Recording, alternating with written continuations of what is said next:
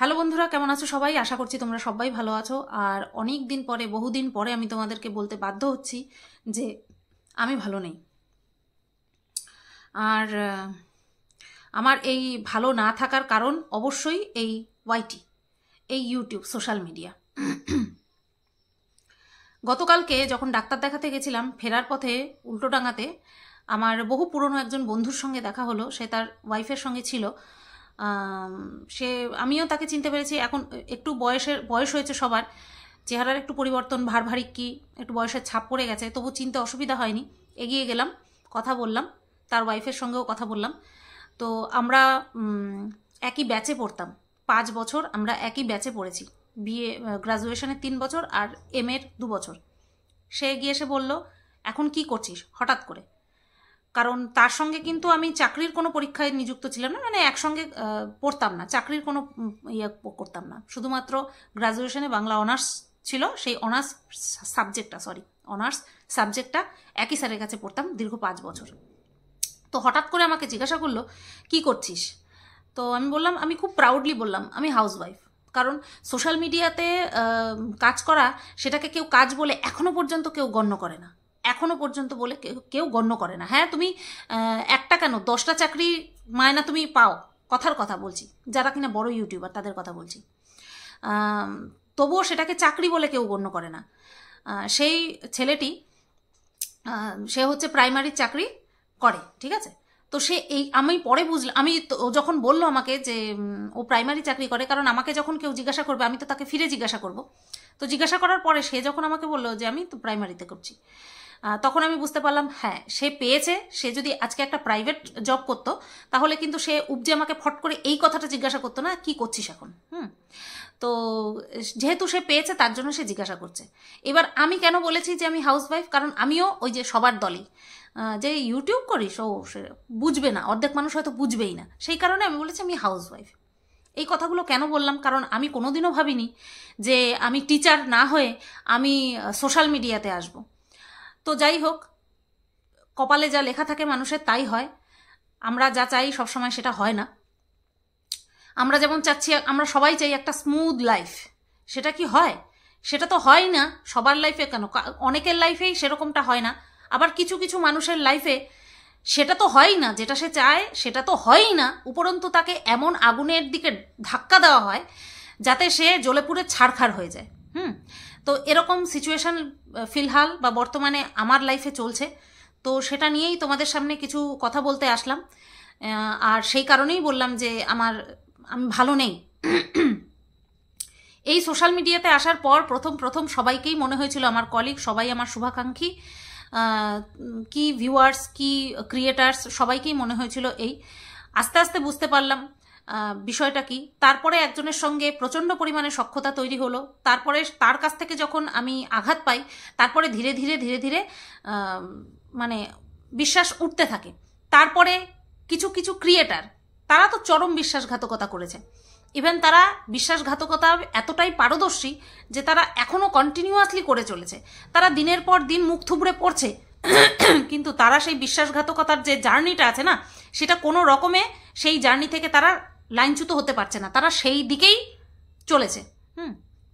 তো কিছু না কিছু প্রভাব তো শরীরের উপরে পড়ে, মনের উপরে পড়ে, মাথার উপরে পড়ে।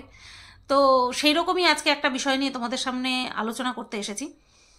আমার কাছে যে কোনো সম্পর্ক প্রচণ্ড পরিমাণে প্রিসিয়াস, প্রচণ্ড পরিমাণে। প্রচণ্ড ট্রান্সপারেন্ট একজন ব্যক্তি। কাউকে যদি আমার ভালো লাগে বা কাউকে যদি আমি ভালোবাসি, তার জন্য যে বুক পেতে পিঠ পেতে গালি খেতে পারি, সমস্ত আঘাত সহ্য করতে পারি, সেই জার্নিও তোমরা আমার দেখেছো। আবার যদি দেখি কেউ আমাকে হার্ট করেছে, তাকে কিভাবে ছুলে রেখে দিতে হয়, সেই জার্নিও তোমরা আমার দেখেছো। কোনো জায়গায় কোনো ইমোশন দেখাতে আমি কার্পণ্য করিনি, কোনো কৃপণতা দেখাইনি। তো এখন বর্তমানে এই যে হঠাৎ করে একটা তোমরা লাইভ দেখেছিলে মন্দিরার চ্যানেল থেকে, একটা স্ট্রিম লাইভ হয়েছিল যেখানে কিনা আমরা 4 জন উপস্থিত ছিলাম, মাঝে হয়তো 2-3 জন ভিউয়ার উঠেছিল। তো সেই লাইভটা হওয়ার পরে চারিদিকে আগুন তো এমনিতেও জ্বলছিল। জয়ীর জন্মদিনে আমাকে সবাই দেখার পরে, বা আমাকে মন্দিরার বাড়ির অ্যালবামে দেখার পরে, বা আমাকে মন্দিরার ভিডিওতে দেখার পরে, বা আমাকে নিপা কাকিমার পাশে দেখার পরে আগুন তো এমনিতেও জ্বলছিল।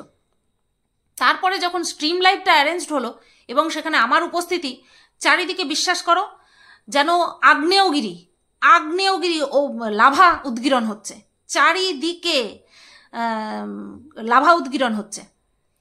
তো এই যে লাভার উদ্গীরণ, সেটাকে আমি যতটাই উপেক্ষা করি না কেন, তার আঁচ কোথাও না কোথাও আমার গায়ে তো এসে লাগবেই।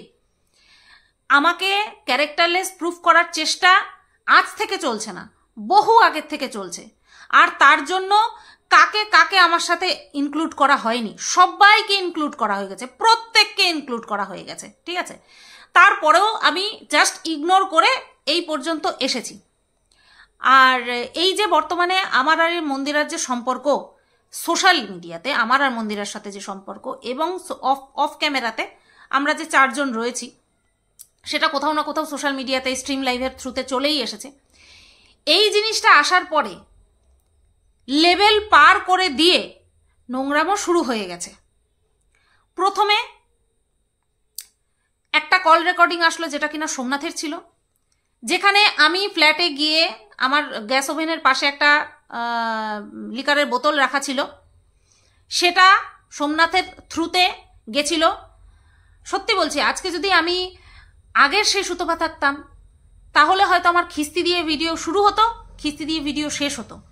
কিন্তু এখন যেহেতু আমি কন্ট্রোভার্সি ওয়ার্ল্ডে অনেকটা পরিণত এবং নিজের ইমোশনকে অনেক হোল্ড করতে পারি, ভাষাকে প্রচুর সংযত করেছি, সেখানটায় দাঁড়িয়ে সবচেয়ে বড় কথা হচ্ছে, 1 নম্বর হচ্ছে আমার কর্তামশাই, যে কিনা পছন্দ করে না কোনো রকম কোনো স্ল্যাং ল্যাঙ্গুয়েজ ইউজ করা, কোনো রকম, খিস্তি অনেক দূরের কথা।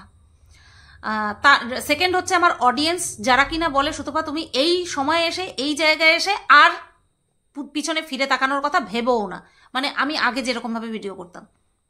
প্লাস হচ্ছে আমার ভিডিও হাজব্যান্ডের সামনে চালিয়ে দেখে, টিভিতে চালিয়ে দেখে, অনেকেই আছে যারা দেখে, সেই জায়গায় তাদের মাথা হেট হয়ে যাক, ঝমাঝম করে বন্ধ করে দিতে হোক, সেটা আমি চাই না। নতবা সত্যি আজকে আমার যে ফিলিংস, সেটা হয়তো খিস্তি ছাড়া বর্ণনা করা যেত না বা যাবেও না।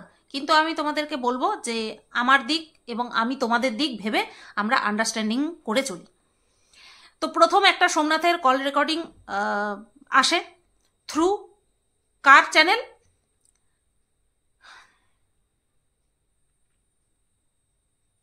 আমি বুঝতে পারি না যে এই যে ক্রিয়েচার, এটা একটা ক্রিয়েচার, এটা ভগবানের একটা ক্রিয়েশন না, এটা একটা ক্রিয়েচার, বুঝতে পেরেছো? যে কিনা যার নিজের লাইফ পুরো ঝান্ড হয়ে রয়েছে, যার নিজের লাইফে কোনো সুখ নেই। দেখবে অনেকে আছে ছোট বাড়িতেও ভালো থাকে, সুখে থাকে, অনেকে আছে অট্টালিকাতেও সুখে থাকে না।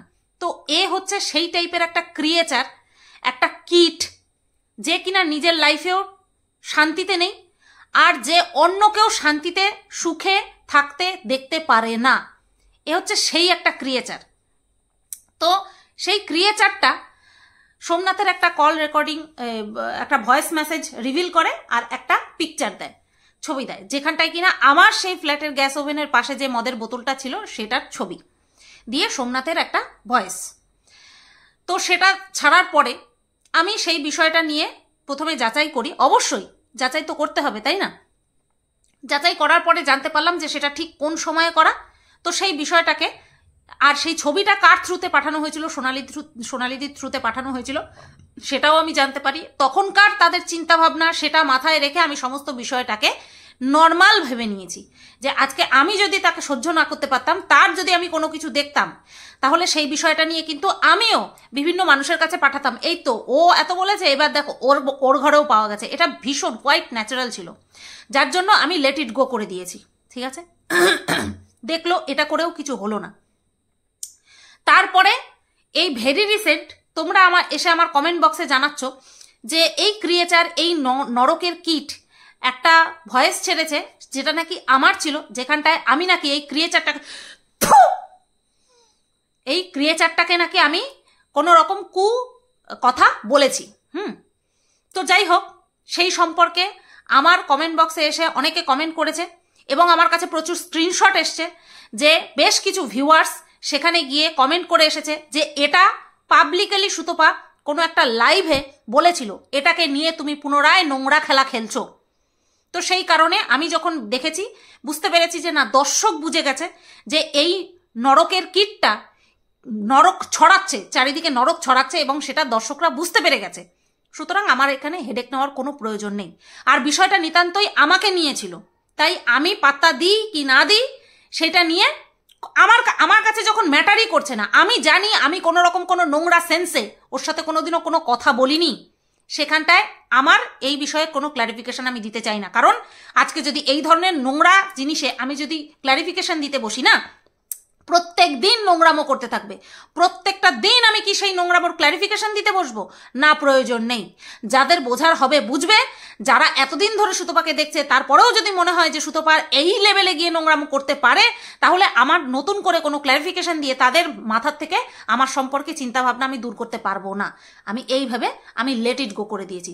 কত নোংরামি করবি কর, এর আগেও কম নোংরামি করেছে।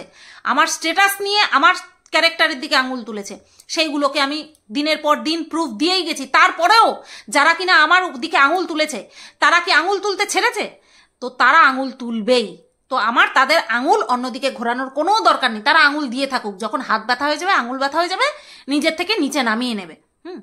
তো সেই কারণে আমি কোনো কথাই বলিনি। তুই কি প্রমাণ করতে চাচ্ছিস? তুই প্রমাণ করতে চাচ্ছিস কর, আমাকে খারাপ প্রমাণ করতে চাচ্ছিস কর, কোনো ব্যাপার না। যারা আমাকে ঠিক বুঝে থাকার তারা ঠিক থাকবে। আর আমি যদি ক্ল্যারিফিকেশন দিয়ে কাউকে রাখতে যাই, তাহলে কিন্তু ওই থাকার কোনো দরকারই নেই যেখানটায় আমাকে তারা এতদিন ধরে দেখছে। সবচেয়ে বড় কথা, যেই নোংরাটা দিনের পর দিন প্রত্যেকটা ক্রিয়েটারকে নিয়ে, প্রায় প্রত্যেকটা ক্রিয়েটারকে নিয়ে ষড়যন্ত্র, চক্রান্ত, নোংরামি, জানোয়ারপনা, কুলাঙ্গারপনা করে চলেছে, তাকে যদি তারা বিশ্বাস করতে চায় তো করুক, আমার কোনো মাথা ব্যথা নেই। এইবার আজকে কেন বলছি? কারণ আজকের বিষয়টা সম্পর্কে আমি অবগত নই, তার জন্যই আজকের বিষয়টা নিয়ে আমি বলছি। গতকালকে এই নোংরার ক্রিয়েচারটা, নরকের কীটটা, আরও একটা শর্ট ভিডিও করেছে যেখানে কিনা সোমনাথের আরও একটা গলার আওয়াজ পাওয়া গেছে, ভয়েস মেসেজ পাওয়া গেছে, এবং একটা বিপির বোতল, ব্লেন্ডার স্প্রাইট, তাই তো নাম? হ্যাঁ। তো সেটাকে শর্টে বিপি বলে। তো তার একটা বোতল সোমনাথের হাতে নেওয়া এবং ওদের বিছানার চাদরের ছবি, এটা দিয়ে এবার কি কি বলেছে না বলেছে সেটা তোমরা সবাই শুনে নিয়েছো, আমি নতুন করে আর বলছি না। বলে দিই।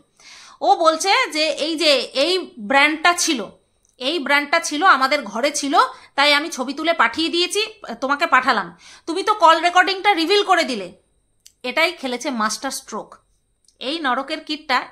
এই জায়গাটা যে তুমি তো রেকর্ডিংটা রিভিল করে দিলে, এই ছবিটা আবার দেখিয়ে দিও না, তাহলে লোকে বুঝতে পেরে যাবে যে এটা আমার বাড়ির বোতল, মানে আমার বাড়ির বিছানার চাদর, এবং আমাদের বাড়ির থেকে ছবিটা তুলে তোমাকে দেওয়া হয়েছে।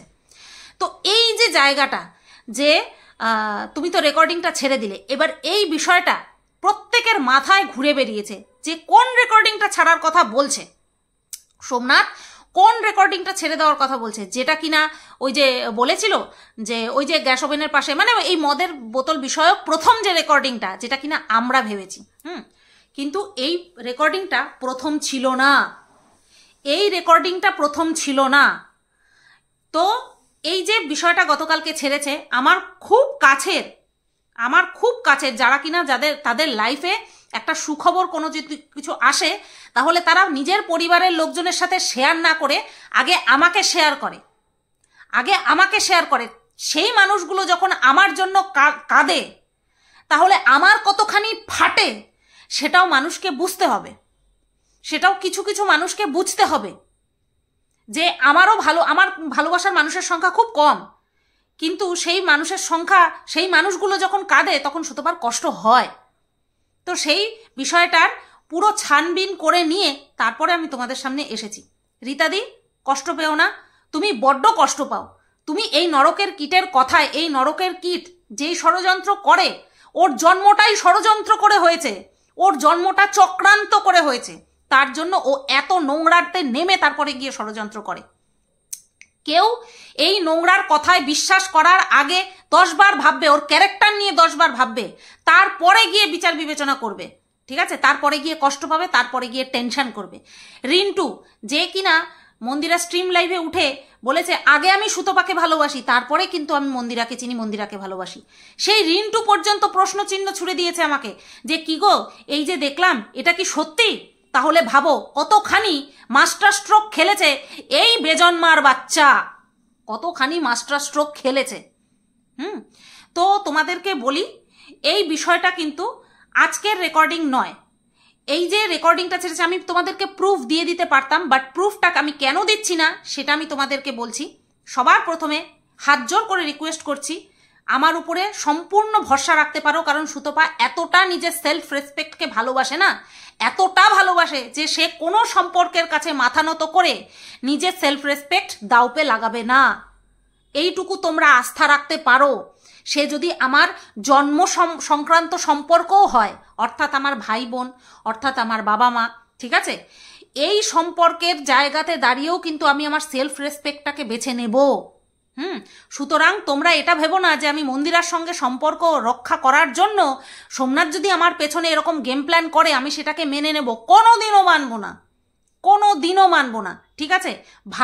ভালোবাসা অবশ্যই থাকবে, ভালোবাসার জায়গা অবশ্যই থাকবে। আমি যদি নিজেকেই ভালো না বাসতে পারি, আমি যদি আত্মসম্মানকেই ভালোবাসতে না পারি, আমি অন্যকে খাক ভালোবাসবো, অন্যকে আমি খাক রেসপেক্ট করব? বিষয়টা বোঝার চেষ্টা করবে, ঠিক আছে। সেই জায়গা থেকে আমি তোমাদেরকে বলছি যে আমি প্রমাণটা তোমাদেরকে দেখাবো না, বাট আমি নিজে স্যাটিসফাইড, সেই কারণেই আমি এই ভিডিওটা বানাচ্ছি। বন্টুকে নিয়ে আমি ভিডিওই বানাতে পারছি না, একের পর এক আর্জেন্ট ভিডিও বানাতে হচ্ছে। তো এই রেকর্ডিংটা, সোমনাথের যে রেকর্ডিংটা, এই যে বেজন্মার বাচ্চা নরকের কীট চক্রান্তকারী যে ছেড়েছে, এটা আজকে নয়, এটা সেই সময়ের, যেই সময় আমি ফ্ল্যাটে ছিলাম, এটা সেই সময়ের চিন্তাভাবনা, সেই সময়ের মেসেজ। এটা এই জানোয়ারটা পার্টে পার্টে ছাড়ছে। এইবার আমি তোমাদেরকে বলি, এই যে সোমনাথের একটা জায়গা যেটা কিনা এটা মাস্টার স্ট্রোক হিসেবে খেলেছে, যে তুমি তো রেকর্ডিংটা ছেড়ে দিলে, তুমি এইবার যেন রেকর্ডিংটা ছেড়ো না। এটা কোন রেকর্ডিংয়ের কথা বলা হয়েছে? এটা হচ্ছে সেই রেকর্ডিং যেখানে কিনা এই বেজন্মার বাচ্চা সোমনাথকে জিজ্ঞাসা করছে যে তোমরা তো ওদের বাড়িতে ঘুরতে গেছিলে, তোমরা কি ওদের সংসারে কোনো অশান্তির ছাপ দেখতে পেয়েছো? এটা হচ্ছে একই দিনের কথোপকথন। বুঝাতে পেরেছি? আমিও বুঝেছি, আমিও তোমাদেরকে, আমি শুধু বুঝেছি না, আমি দেখেছি নিজের চোখে দেখেছি, তারপরে কিন্তু তোমাদেরকে বোঝাতে আসলাম। কারণ তোমরাও বলবে সুতপা বারবার বারণ করছি আর কোনো সম্পর্কে জড়িও না, আর কোনো কারণ আমার সাথে সাথে তোমরাও বিভিন্ন এই যে ধোঁকাধারী হয়েছে আমার সাথে, তোমরাও সেটা ভোগ করেছো, তোমরাও সেই কষ্টটা ফিল করেছো। সেখান থেকে দাঁড়িয়ে তোমরা আমাকে সাবধান করো। এবার আমি যদি বুঝতে পারি যে না, সোমনাথ নতুন করে কোনো কিছু করেনি বা নতুন করে কোনো কিছু বলেনি আমার বিপক্ষে গিয়ে, তাহলে সেটাও আমার তোমাদেরকে জানিয়ে দেওয়া কর্তব্য। কারণ আমি চাই না কারোর মধ্যে কোনো ভুল বোঝাবুঝি থাক, আমি চাই না আমার সাথে সোমনাথ মন্দিরের কোনো ভুল বোঝাবুঝি থাক, আমি চাই না তোমাদের সাথে আমার কোনো ভুল বোঝাবুঝি থাক, আমি চাই না তোমাদের সাথে মানে আমার সাথে মন্দিরের সাথে যে সম্পর্কটা সেটা নিয়ে তোমাদের মধ্যে কোনো ভুল বোঝাবুঝি থাক। আমি কোনো দিক থেকে কোনো ভুল বোঝাবুঝি থাক সেটা চাই না। সেই কারণের জন্যই আমি এটা ডিটেলসে তোমাদেরকে বোঝাতে আসলাম যে এই যে ক্ষণে ছাড়ছে না এই বিষয়গুলো একই দিনের। আর এই যে সোমনাথ যে বলেছে তুমি তো রেকর্ডিংটা ছেড়ে দিয়েছো, এই রেকর্ডিংটা সেই রেকর্ডিং যেখানটায় কিনা আমাদের বাড়িতে সোমনাথ মন্দিরে এসেছিল, সেই সংক্রান্ত প্রশ্ন করছিল, ওই বেজন্মার বাচ্চাটা প্রশ্ন করছিল যে তোমরা তো ওদের বাড়িতে গেছিলে, কোনো রকম কোনো অশান্তি কি দেখতে পেয়েছো? যেই সময় সবাই বলছিল যে আমাদের এটা নাটক, আমাদের ঘরে যে অশান্তি হচ্ছিল আমার আর হাজব্যান্ডের মধ্যে সেটা নাকি নাটক। সেই সময়কার কথা বুঝতে পেরেছি। বর্তমানে আমাদের রিলেশনের যে স্ট্যাটাসটা যে জায়গাটাতে দাঁড়িয়ে আছে সেখানটার থেকে ওই বেজন্মার বাচ্চার সঙ্গে কোনো যোগাযোগ করা হয়নি। আর সবচেয়ে বড় কথা হচ্ছে এই যে প্রথমে যেই রেকর্ডিংটা ছেড়েছিল যে সোমনাথ আমার সম্পর্কে এই একটা আমার বোতলে ছবিটা পাঠিয়ে তারপরে ইয়ে করেছে, তারপরে সোমনাথ যে আর রেকর্ডিং পাঠাবে বা ভয়েস মেসেজ করবে সেই জায়গাটাতেই আমাদেরকে খেলতে হতো। মানে এই যে মাস্টার স্ট্রোকটা খেলেছে সেখান থেকে সেটাকে সাইডে সরিয়ে দিয়ে আমাদের এটা ভাবতে হতো। যাই হোক, তোমরাও বুঝতে পারোনি, আমিও বুঝতে পারিনি, আমি ক্লিয়ার হয়ে নিয়ে তারপরে তোমাদেরকে ক্লিয়ার করতে এলাম। আশা করছি তোমাদের পুরোটা বোঝাতে পেরেছি। এইবার আমি তোমাদেরকে বলি যে আমি প্রমাণটা কেন দিলাম না। কারণ আমি সোমনাথের কাছে সোমনাথকে আর্জি জানাচ্ছি যে যেরকম কিনা আমার বিরুদ্ধে কেস করেছিলিস, ঠিক তেমনি আমি চাই তোর পার্সোনাল মেসেজ তোর পারমিশন না নিয়ে রিভিল করার জন্য তুই এবার স্টেপ নে। কারণ বিষয়টা শুধুমাত্র আমাকে ছোট করার জন্য এখানটায়, বা তুই আমার বিরুদ্ধে গেম প্ল্যান করছিস, বা তুই আমাকে সহ্য করতে পারিস না সেটাকে প্রুফ করার চক্রান্ত শুধু এটা নয়, তার পাশাপাশি কিন্তু দিনের পর দিন মন্দিরার পাস্ট নিয়ে দিনের পর দিন এই বেজন্মার বাচ্চা কিন্তু বলে চলেছে, দিনের পর দিন বলে চলেছে। মন্দিরার সেই পাস্টকে নিয়ে নোংরা নোংরা কথা এখনো পর্যন্ত বলে চলেছে। সুতরাং এটা তোর কর্তব্য অ্যাজ এ হাজবেন্ড, সর্বোপরি অ্যাজ এ বাবা হিসেবে তোর এটা দায়িত্বের মধ্যে পড়ে এই নোংরামোগুলোকে বন্ধ করা। এই কারণের জন্যই কিন্তু আমি ওই প্রুফটা তুলে দিলাম না, অনলি ফর এই কারণের জন্য। আমি একদম সোয়ার অন গড বলছি, নতবা কিন্তু প্রমাণ আমার কাছে রয়েছে, আমি তোমাদের সন্তুষ্টির জন্য দিয়েই দিতে পারতাম। কিন্তু আমি এটা বিশ্বাস করি যে আমার দর্শকরা এটা জানে সুতপা নিজের সেলফ রেসপেক্ট হারিয়ে কোনো সম্পর্ককে প্রাধান্য দেবে না। ওই যে বললাম, যে নিজেকে ভালোবাসতে জানে না সে অন্য কাউকে ভালোবাসতে পারবে না। ঠিক আছে, এইবার বলি, শোন বেজন্মার বাচ্চা, চেষ্টা তো তুই কম করিসনি। সে কি রিম্পার সাথে আমার সখ্যতা তৈরি হোক, সে কি আমার অন্য কারোর সঙ্গে, যে কোনো XYZ কারোর সঙ্গে সখ্যতা তৈরি হোক, তুই কোনোদিনও সহ্য করতে পারিসনি। তুই এইভাবে তোর সে বাকি জীবনটা, তুই অর্ধেক তো জ্বলে জ্বলে এই পর্যন্ত এসেছিস, তোর বাকি জীবনটা তুই জ্বলে পুড়ে ছাড়খাড় হয়ে যাবি। আর তুই লাইভে এসে তুই যে নাটকটা করিস না, কাউকে কান্না করে ভেঙানোর সময় নাটকটা করিস না, তুই লাইভটা চালিয়ে একবার নিজেকে দেখিস তো তোর থোটমাটা কতটা নিকৃষ্ট, কতটা জঘন্য লাগে। তুই একটুখানি ফিল করতে পারবি। কারণ যে তোকে জন্ম দিয়েছে সে হাতে পায়ে মানুষ, সুতরাং তুই ফিল করতে পারবি যে তোকে কতটা কদাকার, কতটা কুরুচিকর লাগছে, তুই দেখতে পারবি।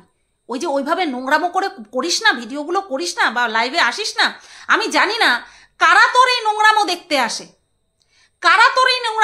তোর মতন একটা লাতখোর যে কিনা দিনের পর দিন মানুষকে নিয়ে চক্রান্ত করে, দিনের পর দিন মানুষকে কিভাবে হ্যারাস করবে, এর সাথে তার সাথে ঝগড়া বাঁধাবে, পুরো মন্থরা টাইপ। তুই পুরো মন্থরার ভূমিকা পালন করছিস ওয়াইটিতে এসে। তোর এইভাবে তুই আত্মতুষ্টি লাভ করিস, এইভাবে একটা মানুষ সুস্থ থাকতে পারে? একটা মানুষ এইভাবে একে অপরের সঙ্গে ঝগড়া বাঁধিয়ে দিয়ে কেউ কখনো শান্তিতে থাকতে পারে? আর এটাই যদি তোর নেচার হয়, তুই কোনো দিক থেকে মানুষের পর্যায়ে তো পড়িস না।